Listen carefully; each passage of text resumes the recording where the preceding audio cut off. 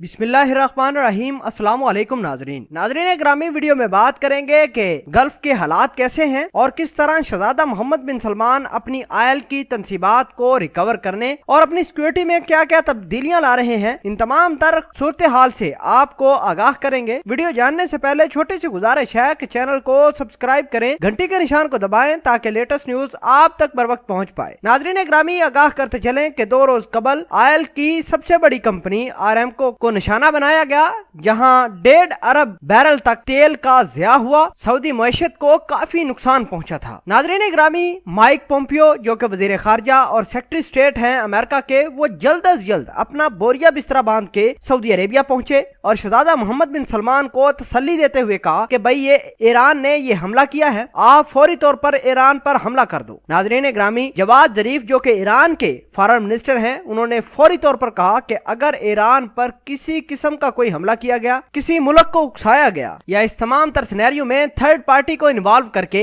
Iran को नुकसान पहुंचाने की कोशिश की गई, तो पूरे के पूरे गल्फ और अमेरिका को इसका नुकसान भुगतना होगा। साथ आपको ये बताते चलें कि शहजादा मोहम्मद बिन सलमान ने अपने अरबों डॉलर लगाकर अमेरिका का पेट्रियाट जो कि एयर डिफेंस सिस्टम है वो इंस्टॉल किया हुआ है, मुकम्मल तौर पर डिप्लॉय किया हुआ है। लेकिन आप अमेरिकी साख्ता पेट्रियाट डिफेंस सिस्टम देखिए कि वो बर वक्त चल ना पाए और पूरी की पूरी आरामको तबाह हो गई। आपको ये आगाह करते चलें कि अमेरिका अपने आप को बड़ा महान समझता है असला बनाने के लिए, वो इस वजह से क्योंकि असला उसने सेल करना होता है। सऊदी अरेबिया बहुत बड़ी तादाद में असला इंपोर्ट करता है यूएसए से, लेकिन इनका पेट्रियाट मिसाइल सिस्टम बिल्कुल फेल हो चुका। शहजादा मोहम्मद बिन सलमान ने अरबों डॉलर खर्च किए थे इस पेट्रियाट मिसाइल सिस्टम को, लेकिन यमन की जानब से 12 ड्रोन और 2-3 मिसाइल फायर किए गए और आरामको को तबाह किया गया। ना ये मिसाइल चले, ना किसी किस्म की और रिस्पॉन्स आई। लेकिन अमेरिका इस वजह से ये दावे बड़े बड़े करता है अपने असले के बारे में, क्योंकि उसने असला सेल करना होता है। बहरहाल आपको ये आगाह करते चलें कि रशिया का भी बयान आया है। रशिया के डिफेंस ऑफिशियल का ये कहना था कि अमेरिका